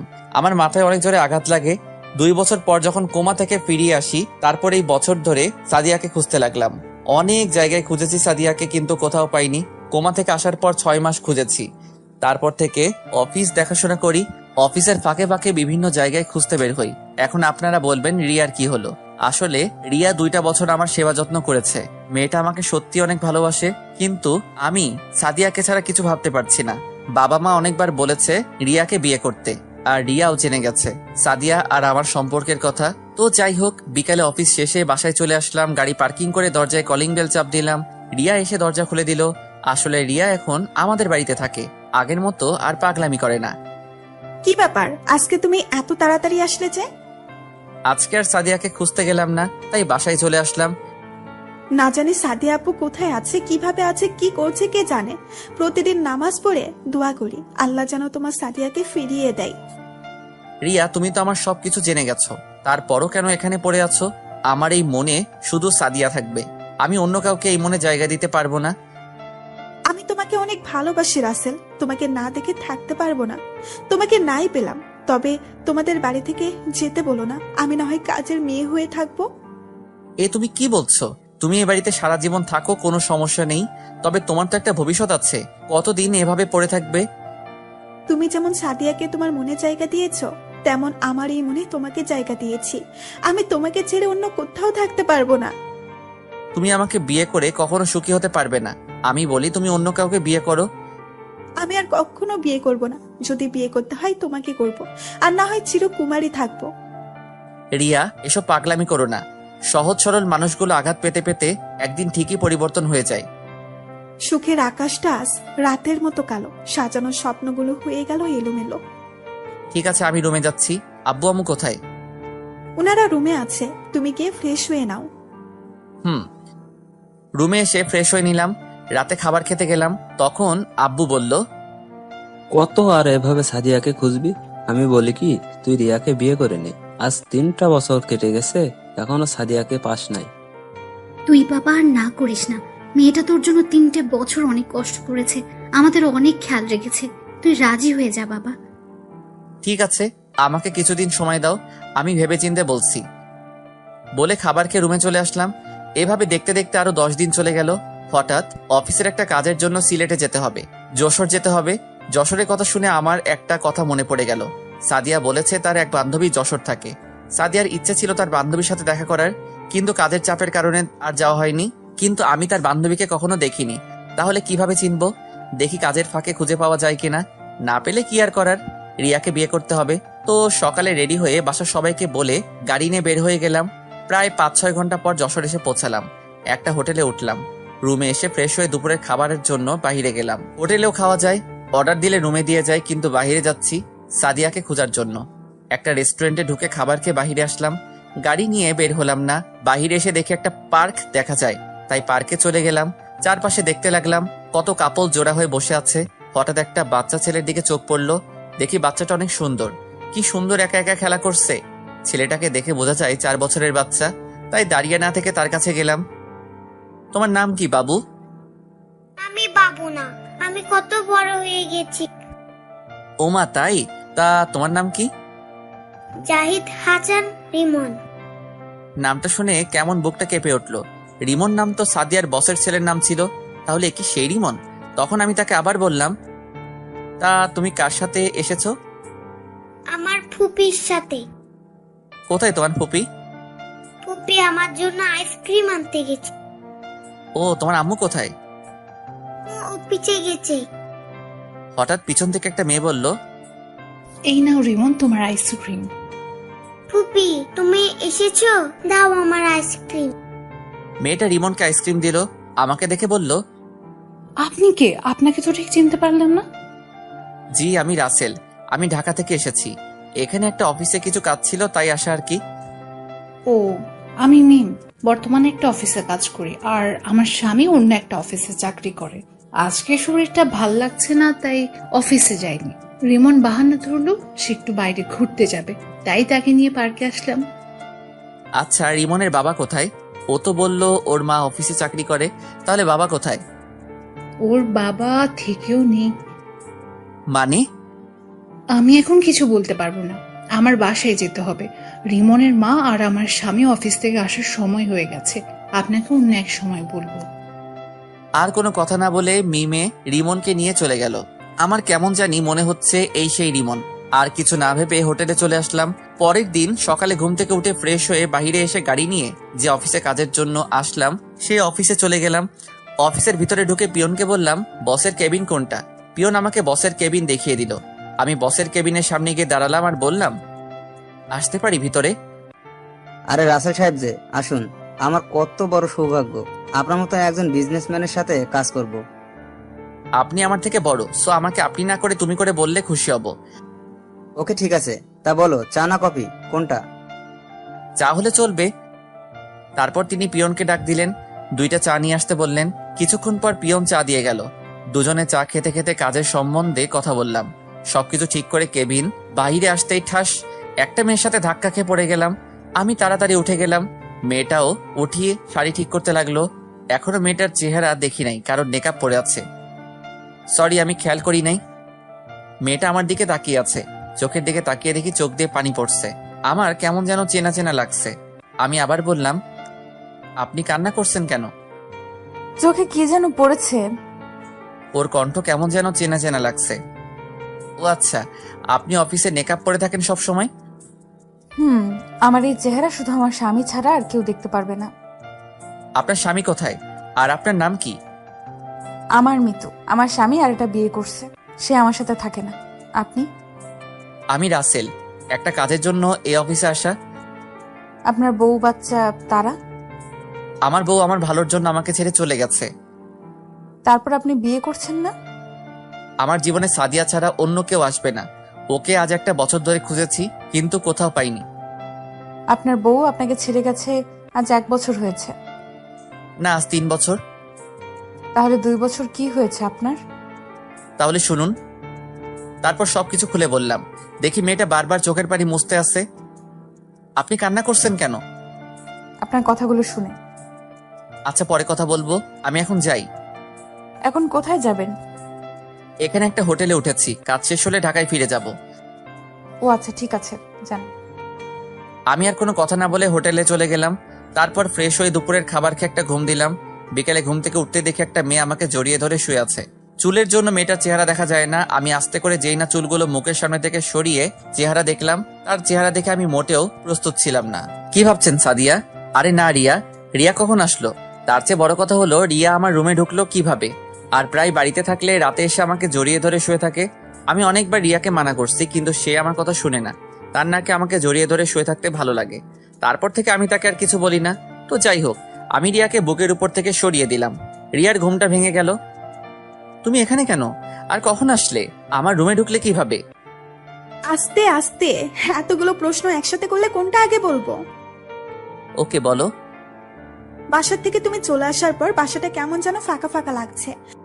তোমাকে ছাড়া আমি থাকতে পারি না। গতকাল তুমি আঙ্কেল আন্টির সাথে কথা বলার সময় আমি জানতে পারি তুমি এখানে আছো, তাই সকালে কাউকে না বলে সোজা এখানে চলে আসি।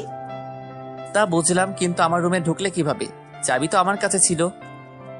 ম্যানেজারকে বলেছি আমি তোমার আত্মীয় এবং তোমার বাবা মা তুমি আর আমি একসাথে ছবি তুলেছি, ওগুলো ম্যানেজারকে দেখিয়েছি। তারপর তিনি এক্সট্রা চাবি দিয়ে দরজা খুলে দিল। আসবে যখন তাহলে আমি আসার সময় বলো নাই কেন? তাহলে দুজনে একসাথে আসতাম। বলি নাই বেশ করেছি, আমার অনেক খিদে লেগেছে, তুমি খাবার নিয়ে আসো, আমি ফ্রেশ হয়ে আসছি। চলো বাহিরে গিয়ে রেস্টুরেন্টে খাবার খাবে আর সিলেট শহরটা ঘুরে দেখবে। আসলে বাহিরে গেলে সাদিয়াকে খুঁজতে পারবো, তাই বললাম। ঠিক আছে, আমি ফ্রেশ হয়ে আসছি, আমি আসার পর তুমি ফ্রেশ হবে। বলে রিয়া ওয়াশরুমে চলে গেল। কিছুক্ষণ পর রিয়া ফ্রেশ হয়ে বের হলো। তারপর আমি ঢুকে ফ্রেশ হয়ে এসে দুজনে হোটেল থেকে বেরিয়ে গাড়ি নিয়ে একটা রেস্টুরেন্টে চলে গেলাম। রেস্টুরেন্টে ঢুকে একটা টেবিলে চেয়ার টেনে বসলাম। রিয়া আমার পাশে একটা চেয়ার টেনে বসলো। রিয়া তার মতো করে অর্ডার দিল। কিছুক্ষণ পর ওয়েটার খাবার দিয়ে গেল। দুজনে খেতে লাগলাম। হঠাৎ একটা টেবিলে চোখ পড়লো। দেখি অফিসের সেই মেয়েটা আমার দিকে তাকিয়ে আছে। আপনারা হয়তো ভাবছেন আমি কি করে চিনলাম। আসলে মেয়েটা সেই অফিসের ড্রেস পরা অবস্থায় আছে, তাই চিনতে ভুল হয় নাই। রিয়া তুমি একটু বসো, আমি আসছি। কোথায় যাচ্ছ তুমি? এসে বলবো। বলে মেয়েটার কাছে চলে আসলাম। আমিও না খালি মেয়ে করছি। সকালে নাম বলছি, এখনই ভুলে গেছি। কি যেন নাম? ও মনে পড়ছে, মিতু। আমি মিতুর সামনে গিয়ে বললাম, আপনি এখানে কারোর জন্য অপেক্ষা করছেন নাকি? না, আসলে আমার এক বান্ধবী আসবে, তার জন্য অপেক্ষা করছি। আপনি এখানে? এখানে খাবার খাওয়ার জন্য এসেছি। সাথে আমার বাবার বন্ধুর মেয়ে রিয়া বাসা থেকে কাউকে না বলে এখানে চলে এসেছে, তাই তাকে সাথে করে নিয়ে আসলাম। সরি রে সাদিয়া, আসতে লেট হয়ে গেছে। না সমস্যা নেই বস। আপনি এখানে? আমি এখানে খাবার খাওয়ার জন্য এসেছি, কিন্তু ওনার নাম মিতু। আপনি তাকে সাদিয়া বললেন কেন? আসলে আমার আরেক নাম সাদিয়া, আমাকে সাদিয়া বলে ডাকে। ওনার সাথে গতকাল পার্কে দেখা হয়েছে, ওখান থেকে চিনি। ও আচ্ছা মিম, রিমন কোথায়? ওকে তো দেখছি না। আসলে ও বাসায় মিমের জামাইয়ের সাথে আছে। আর রিমনকে আপনি চিনেন কিভাবে? গতকাল মিমের সাথে ছিল। তোকে বলছি না রিমনকে নিয়ে বের হতে না? আমার কি দোষ? তোর ছেলে বলেছে আইসক্রিম খাবে, তাই নিয়ে এসেছে। তাহলে রিমন আপনার ছেলে? রিমন আমার ছেলে। তাহলে ওর বাবা কোথায়? আই মিন আপনার স্বামী কোথায়? আমার স্বামী নেই, ওর ভালোর জন্য ওকে ছেড়ে দিয়েছি। কেন? সেটা আমি বলতে পারবো না। ঠিক আছে, ভালো থাকবেন। মিম চল, দেরি হলে রিমন কান্না করবে। ঠিক আছে চল, আর আপনি ভালো থাকবেন। আপনার সাথে কথা বলে অনেক ভালো লেগেছে। আপনারাও ভালো থাকবেন। মিতু আর মিম রেস্টুরেন্ট থেকে বেরিয়ে গেল। আমার কেন জানি মনে হচ্ছে মিতু আমার কাছে কিছু লুকাচ্ছে। কে এই মিতু? আবার তার নাম সাদিয়াও বলল। আমি চিন্তায় পড়ে গেলাম, এই মিতু কি আমার সাদিয়া? আমি তার চেহারা দেখতে হবে। আপনারা হয়তো বলবেন আমি তার কণ্ঠ শুনে বুঝতে পারলাম না কেন। আসলে তার কণ্ঠ সাদিয়ার মতো লাগছে না, তাই চিনতে পারছি না। আর কোনো কিছু না ভেবে রিয়ার কাছে চলে গেলাম। ওরা কে? আর এতক্ষণ কি কথা বলছো? তেমন কোনো কথা বলি নাই। ওই মেয়েটার সাথে সকালে যে অফিসে কাজের জন্য আসছিলাম, ওখানে কথা হয়েছে, তাই জিজ্ঞেস করতে গেলাম এখানে কি করছো। ও আর কোনো কথা না বলে খাবার খেয়ে রেস্টুরেন্ট থেকে বেরিয়ে গাড়ি নিয়ে হোটেলে চলে আসলাম। পরের দিন শুক্রবার ছিল।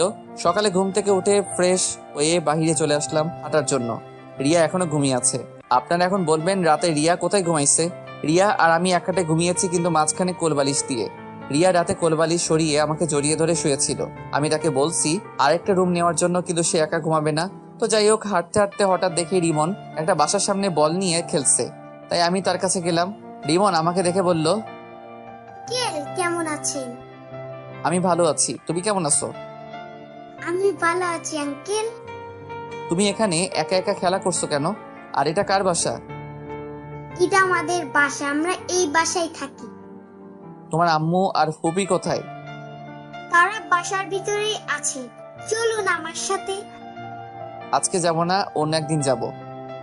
আমি কোনো কথা শুনবো না, আপনি আমার সাথে ভিতরেই যাবেন। রিমনের জোড়াজড়িতে বাসার ভিতরে ঢুকলাম। রিমন আমাকে সোফায় বসিয়ে ভিতরে চলে গেল। আমি বাসার ভিতরে সবকিছু দেখতে লাগলাম। হঠাৎ কে যেন পিছন থেকে বলল, কে আপনি? আর বাসার ভেতরে কেন আসলেন? তারপর আমি তার দিকে তাকিয়ে যাকে দেখলাম তার জন্য মোটেও প্রস্তুত ছিলাম না। আমি দৌড়ে গিয়ে তাকে জড়িয়ে ধরলাম আর পুরো চেহারায় চুমু খেতে লাগলাম। আপনারা কি ভাবছেন সাদিয়া? ঠিকই ধরেছেন, এ আর কেউ নয়, সাদিয়া। আমি কান্না করে দিলাম আর বলতে লাগলাম, সাদিয়া তুমি এতদিন কোথায় ছিলে? আমি তোমাকে অনেক খুঁজেছি কিন্তু কোথাও পাইনি। তুমি আমাকে সত্যিটা বললে না কেন? তুমি জানো না আমি তোমাকে অনেক ভালোবাসি। আমি তোমাকে সত্যিটা বলতে চেয়েছি, কিন্তু যখন শুনলাম তোমার আর রিয়ার বিয়ে, তখন আমি অনেক কষ্ট পেয়েছি। তারপর একটা চিঠি লিখে তোমাদের দারোয়ানের কাছে দিয়ে আমার বান্ধবী মিমের কাছে চলে আসলাম, আর এখানে এসে একটা অফিসে চাকরি নিছি। তাহলে তুমি আমার কাছে পরিচয় লুকিয়ে রেখেছো কেন? আমি মনে করছি তুমি আমাকে ভুলে গেছো, কিন্তু অফিসে তোমার কথা শুনে বুঝলাম তুমি আমাকে এখনো ভালোবাসো। তোমাকে জড়িয়ে ধরতে ইচ্ছে হয়েছে, কিন্তু অফিসে থাকার কারণে তাই আর জড়িয়ে ধরলাম না। আমি জানি রিয়া তোমাকে অনেক ভালোবাসে, তাই তোমার কাছ থেকে লুকিয়ে রয়েছি। তুমি ভাবলে কি করে তোমাকে ছাড়া আমি রিয়াকে ভালোবাসবো? আমার এই মনে শুধু সাদিয়া ছাড়া অন্য কেউ আসতে পারবে না। আম্মু, তুমি আঙ্কেলকে জড়িয়ে ধরেছো কেন? আমি সাদিয়াকে ছেড়ে রিমনকে কোলে নিয়ে কপালে চুমু দিয়ে বললাম, আমি তোমার আঙ্কেল না, আমি তোমার বাবা। আজ থেকে আমাকে বাবা বলে ডাকবে। কিন্তু আম্মু তো বললো আমার বাবা নেই। তোমার আম্মু মিথ্যা কথা বলেছে। তুমি এখান থেকে চলে যাও, তুমি রিয়াকে বিয়ে করো, দেখবে তুমি অনেক সুখী হবে। মেয়েটা তোমার জন্য অনেক কষ্ট করেছে। বউ থাকতে আমি অন্য কাউকে বিয়ে করব, এটা তুমি ভাবলে কি করে? আমি কাউকে বিয়ে করতে পারবো না। আমি তোমাকে নিয়ে আবার সংসার শুরু করব। কিন্তু তোমার বাবা মা আমাকে আর রিমনকে কখনো মেনে নেবে না। সেটা নিয়ে তোমাকে ভাবতে হবে না। আমি তোমাকে আর রিমনকে নিয়ে আজই বাসায় চলে যাব। কিন্তু আর কোনো কিন্তু নয়, যাও সবকিছু গুছিয়ে নিয়ে আসো।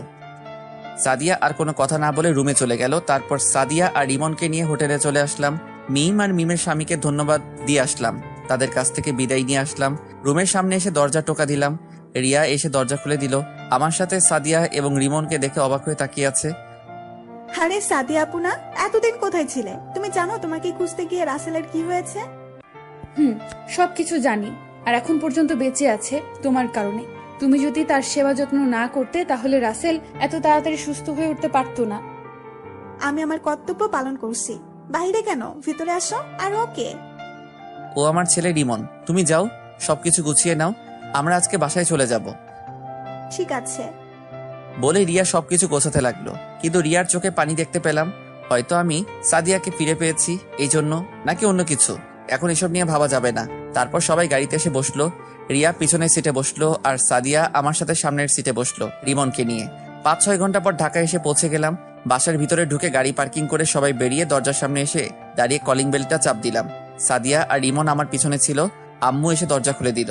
আমাদের দেখে আম্মু বলল, কিরে তোরা হঠাৎ না বলে চলে আসলি যে? আম্মু, আমি আমার স্ত্রীকে খুঁজে পেয়েছি। কোথায় তোর স্ত্রী? আমি সামনের থেকে সরে গেলাম। সাদিয়া আম্মুকে সালাম করতে গেলে আম্মু তাকে জড়িয়ে ধরে আর কান্না করে দেয়। এতদিন কোথায় ছিলি মা? আমার ছেলেটা তোকে খুঁজতে কি কত যে কষ্ট পেয়েছে তুই কি জানিস?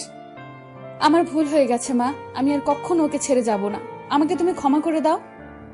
মায়ের কাছে ক্ষমা চাইতে হবে না, আমি তোকে অনেক আগেই মাফ করে দিয়েছি।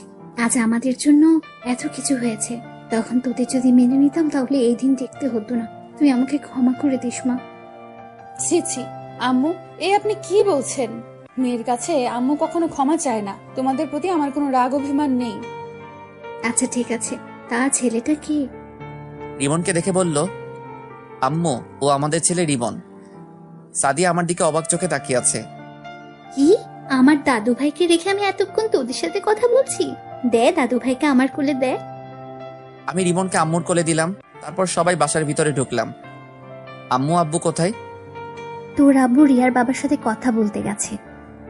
কেন? তোর আর রিয়ার বিয়ের ব্যাপারে। কিন্তু তুই তো এখন সাদিয়াকে পেয়ে গেছিস, তাহলে তোর বাবাকে ফোন দিয়ে চলে আসতে বল। ফোন করতে হবে না, রিয়ার সাথে রাসেলের বিয়ে হবে। সাদিয়া তুমি কি পাগল হয়ে গেছো?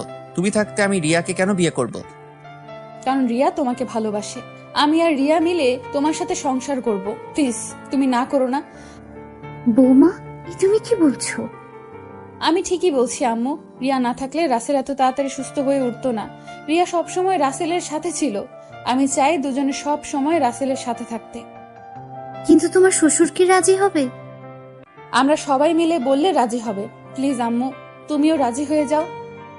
ঠিক আছে, আমি রাজি। তোমার যা মন চায় করো। ঠিক আছে আম্মু। আর রিয়া, তুমি পারবে না আমার সাথে থেকে সংসার করতে? রিয়া কোনো কথা না বলে সাদিয়াকে জড়িয়ে ধরে কান্না করে দিল। আমি পারবো আপু। এই তো লক্ষ্মী মেয়ে। আরো কিছুক্ষণ কথা বলে আমি আর সাদিয়া নিজের রুমে চলে আসলাম। রিমনকে আম্মু সাথে করে নিয়ে গেল। তারপর ফ্রেশ হয়ে খাবার খেয়ে রুমে চলে আসলাম। সন্ধ্যায় আব্বু বাসায় আসলো। কিছুক্ষণ পর আম্মু এসে ডেকে গেছে। আমি আর সাদিয়া একসাথে নিচে আব্বুর সামনে গেলাম। সাদিয়া আব্বুর পা ধরে সালাম করলো। সাদিয়া মা, তুমি আমাকে ক্ষমা করে দিও। আমার জন্য আজ তোমাদের এই অবস্থা হয়েছে। এ কি বলছেন আব্বু? বাবা হয়ে কখনো মেয়ের কাছে ক্ষমা চাইতে হয় না। ঠিক আছে মা, কিন্তু তুমি তোমার শাশুড়িকে বলছো, এটা কি ঠিক হবে? বাইরের মানুষ কি বলবে? তাদের কথায় আমাদের কিচ্ছু আসে যায় না। আপনি সব কিছু ঠিক করেন। আমি রিয়াকে সাথে নিয়ে রাসেলের সাথে সংসার করতে রাজি আছি। ঠিক আছে মা, তাহলে আগামীকাল ছোট অনুষ্ঠান করে তোমাদের বিয়ে দিব। ঠিক আছে আব্বু, আপনি যা মনে করেন। দেখতে দেখতে আমাদের বিয়ে হয়ে গেল। রিয়ার পরিবার প্রথমে একটু অপ্রস্তুত ছিল, কিন্তু রিয়ার চোখের পানি দেখে আর না করতে পারে নাই। সাদিয়াকে আবার বিয়ে করলাম। দুই বউ রুমে বসে আছে। আমি রুমে ঢুকে দরজা লাগিয়েছিলাম। বাহ বাহ, দুই বউ খাটের উপর ঘোমটা দিয়ে বসে আছে। রিমন আব্বু আম্মুর সাথে ঘুমিয়ে পড়েছে। আমাকে দেখে দুই বউ খাট থেকে নেমে আমার পা ধরে সালাম করলো। আমি দুজনকে জড়িয়ে ধরলাম। তারপর দুই বউ আর আমি উজু করে এসে 2 রাকাত নফল নামাজ আদায় করলাম। সাদিয়া আর রিয়া খাটে গিয়ে বসলো। আমিও খাটে গিয়ে বসলাম। আগে সাদিয়ার ঘোমটা তুললাম। সাদিয়াকে অনেক সুন্দর লাগছে। এবার রিয়ার ঘোমটা তুললাম। বাহ, যেন একটা পরী। আমি তাদের দুজনের দিকে তাকিয়ে দেখতে লাগলাম। সাদিয়া আর রিয়া যেটা করলো তার জন্য মোটেও প্রস্তুত ছিলাম না। দুজনে আমাকে খাটে ফেলে দিয়ে পুরো শরীরে কিস করতে লাগলো। ভাই, জীবনে বাইচা থাকলে দুজনকে কখনো বিয়ে করবেন না। এভাবে কি খালি তাকিয়ে থাকবে? বাসর করবে না? তোমরা দুজন একসাথে আমার যে অবস্থা করলে, আমার বাসর করা মিটে গেছে। তোমরা আমাকে ছেড়ে দাও। তুমি বললে তো আর হবে না, আমাদের একটা বাংলাদেশ টিম লাগবে। তাহলে তো আমাকে অনেক পরিশ্রম করতে হবে। করতে হলে করবে। ঠিক বলছো, এখন আমাদের আদর করো। আমি পারবো না, আমি এখন ঘুমাবো। এটা বললে তো আর হবে না, তোমার কাজ শুরু করে দাও। তারপর আর কি, দুজনকে খাটে ফেলে দিয়ে আমার কাজ শুরু করে দিলাম। আরে ভাই, আর সামনে দেখতে হবে না, বিয়ে করে দেখে নিবেন আমি কি করছি। সকালে ঘুম থেকে উঠে দেখি দুজনে আমাকে জড়িয়ে ধরে শুয়ে আছে। দুজনকে দেখতে একদম পরীর মতো লাগছে। হঠাৎ রিয়ার পেটের উপর দেখি কিছু নেই। আমি রিয়ার পেটের উপর হাত বোলাতে লাগলাম। রিয়া কেঁপে উঠলো। রিয়া আমাকে আরো শক্ত করে জড়িয়ে ধরলো। রিয়া জড়িয়ে ধরার সাথে সাথে সাদিয়াও আমাকে জড়িয়ে ধরলো। হাই হাই, আমি কি করব? তাই সকালবেলা আরেকবার করে ফেললাম। কি করলাম তা আমি বলতে পারবো না, আমার শরম করে। আমি কিন্তু গল্পে লুচ্চা হতে পারি, কিন্তু বাস্তবে অনেক ভালো ছেলে। আমার সাথে প্রেম করতে পারো, কিন্তু আমি করব না। সকালে একসাথে 3 জনে ওয়াশরুমে ঢুকে ফ্রেশ হয়ে নিচে গেলাম। দেখি আব্বু আম্মু নিজ হাতে নাস্তা খাইয়ে দিচ্ছে। সাদিয়া গিয়ে রিমনকে কোলে নিয়ে কপালে চুমু দিল। আম্মু, তুমি আমাকে রাতে তোমার কাছে নিলে না কেন? তুমি জানো না আমি তোমাকে ছাড়া ঘুমাইতে পারি না। তুমি তোমার দাদা দাদির রুমে ঘুমিয়ে গেছো, তাই তোমাকে আর নিয়ে যাইনি বাবা। ঠিক আছে, কোন থেকে আমাকে তোমার সাথে ঘুমাইতে নিয়ে যাবে? ঠিক আছে বাবা, এখন থেকে তুমি তোমার আম্মুর সাথে ঘুমাবে। এভাবে দেখতে দেখতে 2 বছর চলে গেল। আমি এখন অফিস দেখাশোনা করতে ব্যস্ত থাকি, আর সাদিয়া আমার সাথে অফিস দেখাশোনা করে। রিয়া বাসায় মা বাবা আর রিমনের খেয়াল রাখে, আর রিয়া এখন প্রেগনেন্ট। অফিসে বসে কাজ করতে আসি, হঠাৎ আম্মু ফোন দিল। হ্যালো আম্মু, বলো। তুই আর সাথিয়া এক্ষুনি হাসপাতালে চলে আয়। রিয়ার ব্যথা উঠেছে, তাই তোর বাবা আর আমি রিয়াকে হাসপাতালে নিয়ে এসেছি। ঠিক আছে আম্মু, আমি আর সাদিয়া এখনই আসতেছি। ফোনটা কেটে সাদিয়াকে কল দিয়ে বললাম আমার কেবিনে আসতে। কিছুক্ষণ পর সাদিয়া আমার কেবিনে আসলো। বলো, কেন ডেকেছো? আমাদের এখন হাসপাতালে যেতে হবে। কেন, কার কি হয়েছে? রিয়ার ব্যথা উঠেছে, তাকে নিয়ে আব্বু আম্মু হাসপাতালে নিয়ে গেছে। ঠিক আছে, চলো। তারপর দুলাভাইকে সব বুঝিয়ে দিয়ে আমি আর সাদিয়া অফিস থেকে বেরিয়ে গাড়ি নিয়ে হাসপাতালে চলে গেলাম। ভিতরে ঢুকে দেখি আম্মু আব্বু বাহিরে দাঁড়িয়ে আছে, আর সাথে রিমনও আছে। কি হয়েছে আম্মু, রিয়া কোথায়? ডাক্তার রিয়াকে ভেতরে নিয়ে গেছে, এখনো বের হয়নি ডাক্তার। কিন্তু রিয়া তো ডেলিভারি ডেট আরো দেরি আছে, এত তাড়াতাড়ি ব্যথা ওঠার কারণ কি? আসলে রিয়া সকালে সিঁড়ি দিয়ে নামতে গিয়ে পড়ে গেছে, পড়ে অনেক ব্যথা পায়, তাই আমি অ্যাম্বুলেন্স ফোন দিয়ে নিয়ে আসি, তারপর তাকে হাসপাতালে নিয়ে আসি। কিন্তু রিয়া উপর থেকে কেন নিচে নামতে গেল? তাকে দেখাশোনা করতে তো বাসায় লোক ছিল। সেটা তো আমি বলতে পারবো না। হঠাৎ ডাক্তার কেবিন থেকে বেরিয়ে আসলো। ডাক্তার, রিয়ার এখন কি অবস্থা? দেখুন, আমরা অনেক চেষ্টা করছি, কিন্তু কিন্তু কি ডাক্তার? আমরা অনেক চেষ্টা করতেছি। আপনার স্ত্রী আগে একটা কিডনি নষ্ট ছিল, এখন দ্বিতীয় যেটা ছিল সেটা দিয়ে এতদিন বেঁচে ছিল। আমাদের পক্ষে আপনার স্ত্রীকে বাঁচানো সম্ভব না, আমরা আপনার মেয়েকে বাঁচাতে সম্ভব হয়েছি। কিন্তু রিয়া তো আমাদের কিছু বলে নাই। সেটা আমি বলতে পারবো না। আপনারা সাদিয়াকে দুজনকে রিয়া ভিতরে যেতে বললো। আমি আর দাঁড়িয়ে না থেকে ভিতরে চলে গেলাম। আমার সাথে সাদিয়াও ঢুকলো। ভিতরে ঢুকে দেখি রিয়া চোখ দুটো বন্ধ করে শুয়ে আছে, তার পাশে আমার মেয়েটা শুয়ে আছে আর কান্না করছে। সাদিয়া গিয়ে মেয়েটাকে কোলে নিল, তারপর সে কান্না করে বন্ধ করে দিল। আমি গিয়ে রিয়ার হাতে হাত ধরলাম। রিয়া চোখ খুলে দেখে আমি আর সাদিয়া দাঁড়িয়ে কান্না করে চোখের পানি দিয়ে পুরো জামা ভিজে ফেলছে। আব্বু আম্মু তো এ কথা শুনে নিচে বসে কান্না করা শুরু করে দিছে। আমার চোখ দিয়ে পানি পড়তে লাগলো। রিয়া হাতের ইশারায় সাদিয়াকে আমার পাশে আসতে বলল। সাদিয়া আমার পাশে আসার পর রিয়া বলল, তোমরা আমার উপর রাগ করে আছো তাই না? তুমি কেন আমাদের কাছে এ কথা লুকালে রিয়া? আমরা কি তোমাদের চিকিৎসা করাতে পারতাম না? আমি নিজেও বলতে পারবো না। আমার যে কিডনি নষ্ট হয়ে গেছে। একদিন হঠাৎ আমার কাছে কেমন খারাপ লাগছে, তাই কাউকে না বলে ডাক্তারের কাছে আসি। ডাক্তার আমাকে পরীক্ষা করে দেখে আমার একটা কিডনি নষ্ট হয়ে গেছে। তারপর আমি চিন্তা করলাম আমার তো আরেকটা কিডনি ভালো আছে, তাই নিয়ে জীবনটা কাটিয়ে নেব। কিন্তু হঠাৎ যে আমার এই কিডনিটা নষ্ট হয়ে যাবে আমি ভাবতে পারি নাই। তুমি আমাকে একটাবার বলতে। বলি নাই, আমি মনে করছি ঠিক হয়ে যাবে। আল্লাহ মনে হয় তোমাদের সাথে রাখতে চায় না আমাকে, তাই হয়তো আমাকে নিয়ে যাচ্ছে। তোমাকে আমরা কোথাও যেতে দিব না, তুমি ভালো হয়ে যাবে। দরকার হয় আমার কিডনি দিয়ে তোমাকে সুস্থ করে তুলবো। এখন আর আমার হাতে সময় নেই। আল্লাহ তোমাদের সাথে কিছু কথা বলার জন্য হয়তো এখনো রুহুটা নিয়ে যায় নাই। প্লিজ তুমি এমন কথা বলো না, তোমাকে আমি সুস্থ করে তুলবো। সাদিয়া, তোমার হাতটা একটু দাও তো। সাদিয়া রিয়ার হাতে হাত দিল। রিয়া আমার হাত আর সাদিয়ার হাত একসাথে মিলিয়ে বলতে লাগলো, সাদিয়া, তুমি আমার জানটাকে দেখে রেখো। ও তোমাকে অনেক ভালোবাসে, ওকে কখনো কষ্ট দিও না। আর তুমি সাদিয়াকে কখনো কষ্ট দিও না। তোমরা দুজনে সুন্দর করে জীবনটা সাজিয়ে নেবে, আর আমার মেয়েকে নিজের মেয়ে মনে করে লালন পালন করবে। কথা দাও আমার কথাগুলো মেনে চলবে। আমরা তোমার কথাগুলো মেনে চলবো। আমি এখন চিন্তামুক্ত হলাম। তোমরা সবাই ভালো থেকো, বাবা মার সেবা করো। রাসেল, আমাকে একটু জড়িয়ে ধরবে? বলতে দেরি আমি রিয়াকে জড়িয়ে ধরলাম। হঠাৎ রিয়ার কথা বন্ধ হয়ে গেল। আমি রিয়াকে ধরে চিৎকার করে কাঁদতে লাগলাম। আমার কান্না শুনে বাহিরের আব্বু আম্মু এবং রিয়ার আব্বু আম্মু এবং তার বড় ভাই ভিতরে আসলো। সবাই কান্না করতে লাগলো। তারপর রিয়ার মরা দেহটা নিয়ে বাসায় চলে আসলাম। পরে জানাজা সম্পন্ন করে বাসার পাশে দাফন করা হলো। পুরো বাসা কেমন যেন পাকা পাকা লাগছে। আমি রুমে বসে নীরবে কান্না করতে লাগলাম। হঠাৎ সাদিয়া আমার মেয়েটাকে এনে আমার কাছে দিল, কি সুন্দর একটা পরীর মতো। আমি মেয়েটার কপালে চুমু দিয়ে বুকে জড়িয়ে ধরে কান্না করে দিলাম। এভাবে দেখতে দেখতে 2 মাস চলে গেল। এখন সব আগের মতো সবকিছু স্বাভাবিক হয়ে আছে। আমার মেয়ের নাম রাখা হয়েছে সিনথিয়া। সাদিয়া সিনথিয়া নিজের মেয়ের মতো লালন পালন করে। আর ইমনকে একটা স্কুলে ভর্তি করিয়ে দিচ্ছি। দুলাভাই এখন নিজেই ব্যবসা দিচ্ছে। আপুকে নিয়ে তারা নতুন একটা ব্যবসা কিনছে, ওটাই থাকে। এখন আমি অফিসের কাজে ব্যস্ত থাকি, সাদিয়া বাসার কাজ সামলাতে ব্যস্ত থাকে। আপনারা হয়তো জানেন সাদিয়া কখনো মা হতে পারবে না, তো সবাই আমাদের জন্য দোয়া করবেন, আমরা যেন সুখে শান্তিতে বসবাস করতে পারি। এই যে বন্ধুরা, গল্প শেষ করে কমেন্ট না করেই চলে যাচ্ছ, এইটা কিন্তু ঠিক না। তাড়াতাড়ি কমেন্ট করো। আর যারা এখনো আমাদের চ্যানেলটি সাবস্ক্রাইব করো নাই, জলদি করে সাবস্ক্রাইব করে আমাদের চ্যানেলের একজন মেম্বার হয়ে যাও প্লিজ।